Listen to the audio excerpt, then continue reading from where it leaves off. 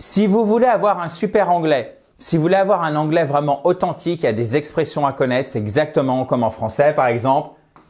Taper dans le mille, remuer le couteau dans la plaie, à la fois pour bien comprendre la langue de Shakespeare, mais pour vous exprimer correctement dans cette même langue. Et c'est ce que je vous propose de voir aujourd'hui avec 10 expressions, mais pas n'importe lesquelles. Ce sont vraiment des expressions essentielles que j'ai sélectionnées pour vous parce que vous allez les revoir très souvent. Par exemple, vous allez les rencontrer très souvent. Par exemple, imaginez, vous fermez les yeux et vous matérialisez, voyez un clou. Donc, fermez les yeux comme moi, voyez un clou et vous tapez sur la tête du clou avec un marteau et ça arrive pile poil au milieu de la cible. Vous avez tapé dans le mille. Et ça tombe bien puisque en anglais, ça se dit « to hit the nail on the head ». Taper dans le mille, littéralement frapper le clou. Nail, c'est le clou. Sur la tête. So, let me give you an example. You really hit the nail on the head with that explanation. Tu as vraiment tapé dans le mille ou, on pourrait dire aussi, vous avez, puisque vous savez que you, c'est à la fois le vouvoiement et le tutoiement en anglais. Vous avez vraiment tapé dans le mille avec cette explanation, avec cette explication. Deuxième expression, donc on en a déjà une. Deuxième, tourner autour du, là on tourne autour, pas du pot en anglais, mais du buisson, the bush, c'est le buisson.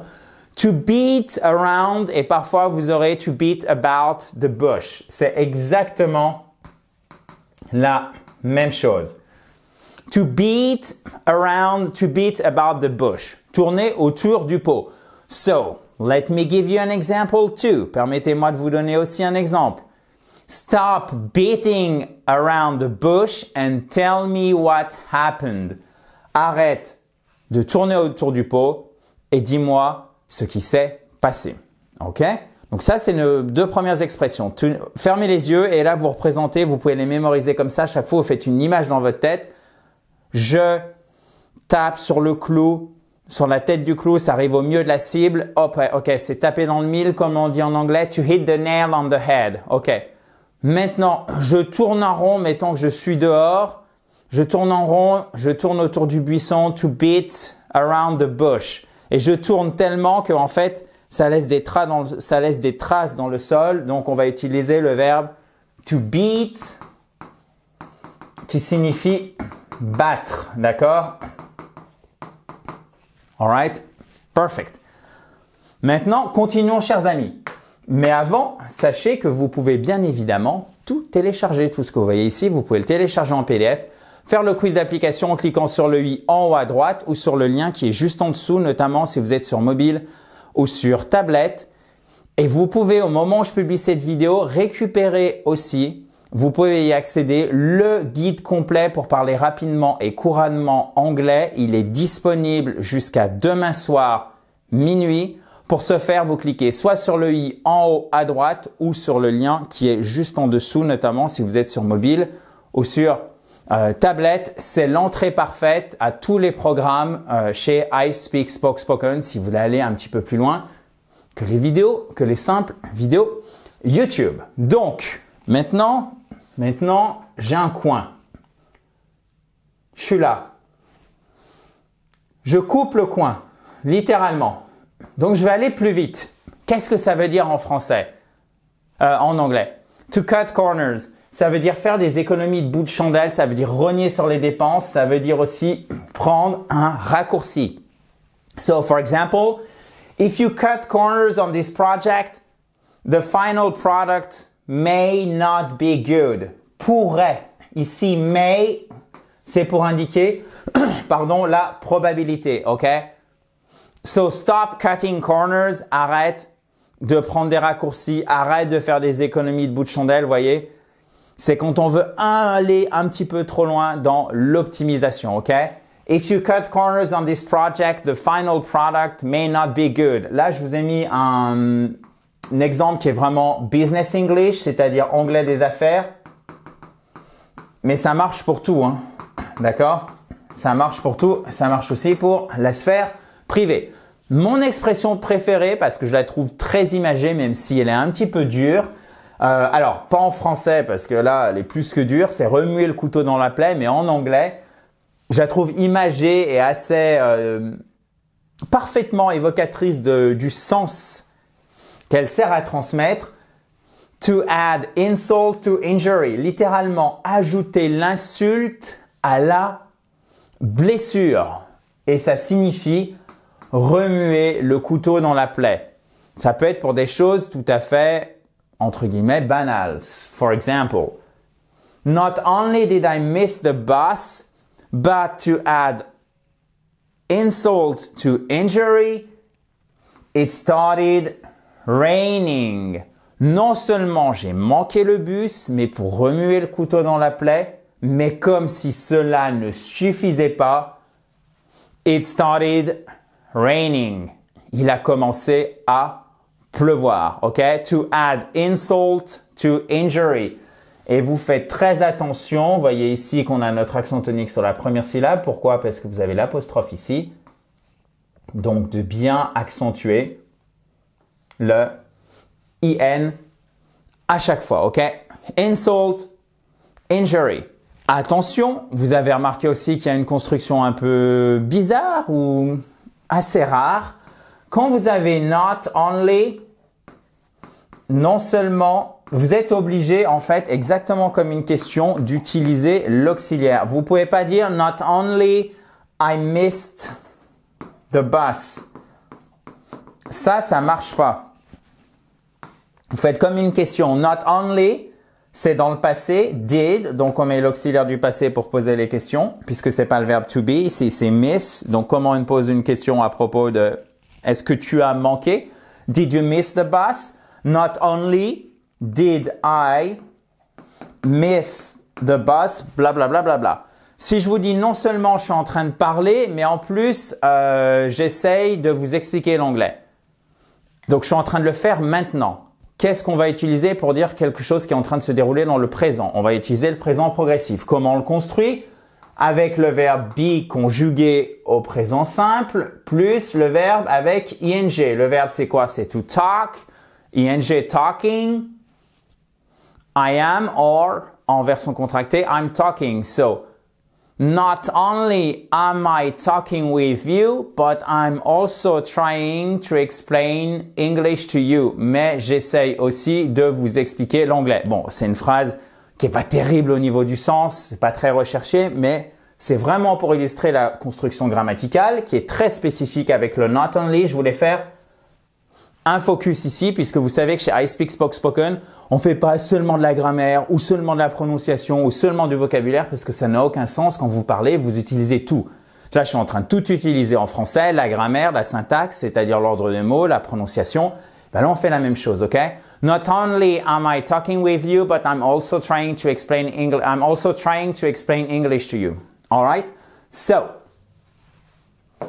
maintenant, revenir à la case 0, littéralement revenir à la planche à dessin. The drawing board. Alors attention, on ne prononce pas le W, ok? The drawing board. So, our plan didn't work, so it's time to go back to the drawing board. Sorry. Recommencer de 0. Revenir à la case. Pourquoi j'ai mis la case 0? La case départ. OK? To go back to the drawing board. So, our plan didn't work, didn't work. So, it's time to go back to the drawing board. All right, perfect. Celle-ci, elle est assez facile. To hit the books. C'est bochoter. Non. Bachoter, potasser. Littéralement, c'est boum. Frapper, ça veut dire frapper le livre. C'est-à-dire y aller franchement dans les révisions. Bachoter, potasser. Je suis sûr que ça rappelle des souvenirs, pas forcément d'ailleurs, tout à fait lointains pour certains d'entre vous. To hit the books. Vous fermez les yeux. Boom. I'm hitting the books. Why? Because I need to learn. Ok, je révise. En fait, c'est pas réviser, c'est potasser, bachoter. Vous voyez? Là, on est vraiment sur du français authentique. C'est exactement la même chose avec L'anglais ici, to hit the books. So, for example, I have a big exam tomorrow, so I need to hit the books tonight. All right? Tonight, un seul mot, c'est ce soir, cette nuit même. OK? Ça peut être les deux. To hit the books. Continuons dans la joie et la bonne humeur. Vendre la mèche. Alors celui-ci, il n'est pas forcément transparent. C'est littéralement, vous fermez les yeux et là, vous avez votre chat. Alors je ne vais pas vous faire le chat parce que je me suis déjà plus ou moins moqué de moi-même en faisant certaines imitations. On va pas aller jusqu'à faire le chat. Mais vous fermez les yeux et voyez le chat qui sort, hop, et qui s'en va. Ah, du coup, qu'est-ce qui s'est passé? Quelqu'un a vendu la mèche. L'information est sorti, OK? I let the cat out of the I let the cat out of the bag about their surprise party, OK? Surprise party, c'est la fête surprise, d'accord? So I let the cat out of the bag about something, about their surprise party. All right? To let the cat out of the bag. Now, to bite off more than you can chew. Avoir les yeux plus gros que le ventre. Littéralement, mordre plus que ce que vous pouvez, que ce que tu peux mâcher. To chew, c'est mâcher. To bite off, c'est mordre. OK? For example, he bit off more than he could chew by taking on that big project. OK? To bite. Mordre, forme passée bit, forme du participe passé, ça c'est la première colonne, deuxième colonne, troisième colonne, bitten, OK? So, he bit off more than he can chew, more than he could chew by taking on that big project, OK? So, more than he could. Could, vous ne prononcez pas le L, OK? So, he bit off, to bite off, et pas of. Attention, parce que of, c'est la prononciation de ce mot. Par exemple, je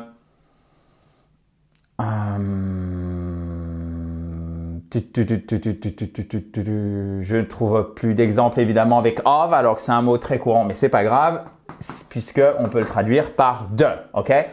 Off, c'est une particule qui signifie le changement d'un état. Par exemple, to turn off, qui signifie éteindre. Vous voyez, on passe de allumer à éteindre. He bit off, ça veut dire mordre complètement, ok? Littéralement, ingérer, avoir les yeux plus gros que le ventre. More than he could chew, qui est évidemment, exactement, mâcher. Je vois que vous suivez. Ensuite, attention à la prononciation pour celui-ci. Towel. C'est la serviette. To throw. Throw. Littéralement, vous jetez la serviette. Ça vient de la boxe. Vous savez que les Anglais sont très forts en boxe. D'ailleurs, c'est pas pour rien qu'on dit boxe anglaise. Donc, cette expression qui était réservée à ce domaine est passée dans le langage courant pour dire abandonner. En français, on jette l'éponge. To throw in the towel. Towel. OK? Et pas towel. Non, non, non, non. Ça, c'est pas le W. Vous voyez, quand vous avez ça là, c'est exactement le même son que dans out. OK? Towel. To throw in the towel. All right? After several failed attempts, he decided to throw in the towel. All right? Let's repeat again. Several, plusieurs, failed, échoué, infructueuse, attempt. Vous voyez, vous retrouvez là le mot français tenter, attempt. He decided to throw in the towel. Towel, all right. À vous, on répète ensemble. C'est en répétant, en fait, ça va être de plus en plus facile. After several failed attempts, he decided to throw in the towel. To throw in the towel. Perfect. Ensuite, un mal pour un bien, c'est littéralement quelque chose qui vient du ciel, qui est sacré, qui n'était pas attendu et qu'on ne voit pas forcément. D'accord? A blessing in disguise. Disguise. Un mal pour un bien. C'est littéralement une bénédiction camouflée, déguisée. D'accord? Là, je vous fais vraiment du mot à mot. So, let me give you an example. Losing my job was a blessing in disguise. Disguise. Disguise. On a l'accent tonique ici. Why? Because it led me to pursue my passion. OK? To lead, qu'est-ce que ça nous donne? Au passé, led. Led. Deuxième colonne, c'est le passé. Troisième colonne, vous vous souvenez, c'est le participe passé. So, c'est dans le passé. So, it led me to pursue my passion. Et pas my passion. Non, passion. Passion. All right? So, it was a blessing in disguise. Losing my job was a blessing in disguise. Bon, c'est vraiment complet, en tout cas je l'espère. C'est assez dense comme cours, j'en ai bien conscience, mais si vous avez la moindre question, bien évidemment, je suis là pour vous aider.